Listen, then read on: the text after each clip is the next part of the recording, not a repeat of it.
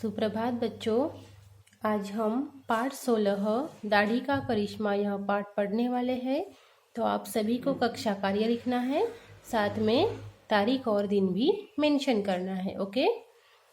शेख शादी फारसी भाषा के प्रसिद्ध कवि थे। वे बहुत ज्ञानी और बुद्धिमान थे। उनके ज्ञान और बुद्धि की चर्चा दूर दूर तक फैली हुई थी। शेख शादी यह कौन थे? फारसी भाषा के प्रसिद्ध कवि थे। वे बहुत ज्ञानी और बुद्धिमान थे। उनके ज्ञान और बुद्धि की चर्चा बहुत दूर दूर तक फैली हुई थी। एक बार शेख शादी घूमते घूमते एक गांव में पहुंच गए।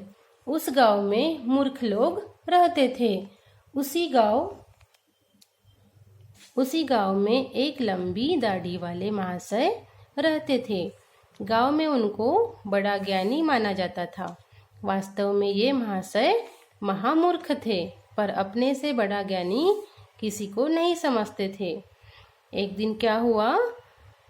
शेख शादी घूमते घूमते कहाँ गए? एक गांव में चले गए और उस गांव में मूर्ख लोग रहते थे। एक लंबी दाढ़ी वाले महाशय उस गांव में रहते थे और वो अपने आप को बहुत ही क्या समझते थे? ज्ञानी समझते थे, पर असल में वह क्या थे? महामूर्ख थे। शेख शादी को अपने ज्ञान की परीक्षा देने के लिए उन साहब के सामने पेश होना पड़ा। महाशय ने एक गोल घेरा बनाकर उसके बीच में एक सीधी लकीर खींच दी। उन्होंने शादी से कहा, तुम बड़े ज्ञानी बने फिरते हो, बताओ यह क्या है? शेख शादी को अपने ज्ञान की परीक्षा किसके सामने पेश करना पड़ा? वह महामूर्ख महाशय के सामने पेश करना पड़ा। और महाशय ने क्या किया? देखिए, महाशय ने एक गोला बनाकर उसमें एक सीधी लकीर खींच दिया और शादी से कहा, तुम बड़े ज्ञानी बने फिरते हो, बताओ यह क्या है? शेख शादी बड़ी देर तक उस घेरे की शक्ल को देखते रहे, पर उनकी समझ में यह नहीं आया कि वह क्या था।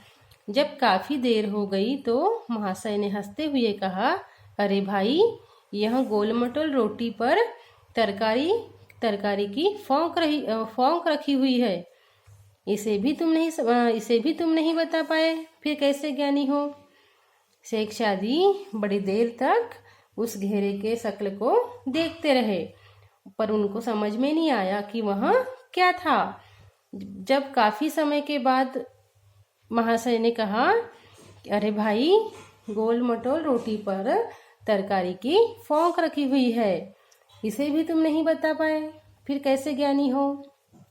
मूर्ख ग्रामवासी हो करके शेख शादी की हंसी उड़ाने लगे। शेख शादी ने स्वयं को अत्यंत अपमानित अनुभव किया। हाजिर जवाब तो वे थे ही मन एक योजना बनाकर बोले, सचमुच इन महाशय जैसा ज्ञानी दुनिया में नहीं होगा। इनकी मेहरबानी हो जाए तो मुझे भी थोड़ा सा ज्ञान प्राप्त हो जाए। मैं इनके महाज्ञानी होने का असली भेद जान गया हूँ। जब मूर्ख ग्रामवासी भी महाशय के वजह से शेख शादी की हंसी उड़ाने लगे और शेख शादी ने अपने आप को अत्यंत अपमानित अनुभव किया।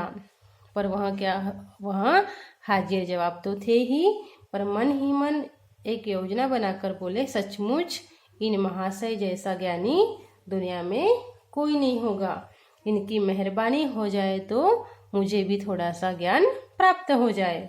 मैं इनके महाज्ञानी होने का असली भेद जान गया हूँ, ऐसा शेख शादी ने कहा। गांव के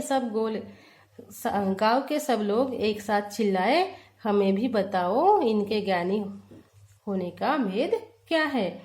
इन महाशय के ज्ञानी होने का असली भेद है इनकी दाढ़ी। तब समझ में आया कि महाशय के ज्ञानी होने का असली भेद क्या है? इनकी दाढ़ी।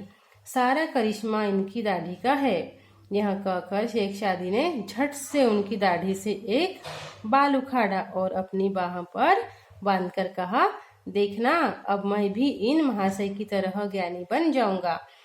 देखिए बच्चों, शेख शादी ने क्या किया, महाशय की दाढ़ी का एक बाल उखाड़ दिया और झट से अपनी बाह में बांध कर कहा, देखना अब मैं भी इन महाशय की तरह ज्ञानी बन जाऊंगा।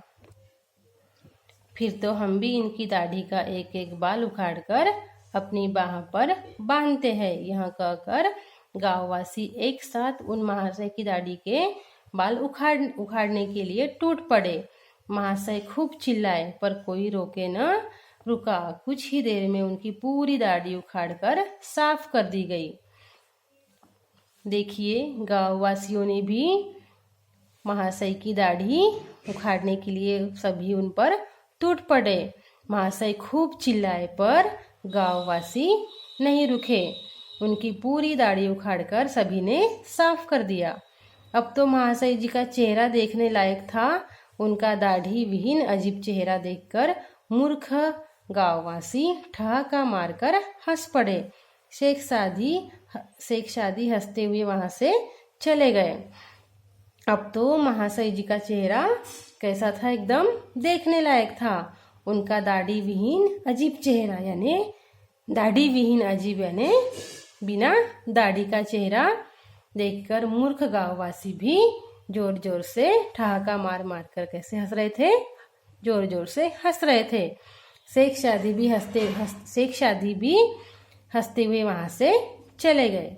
तो बच्चों, हम फिर मिलते हैं। Okay, bye bye.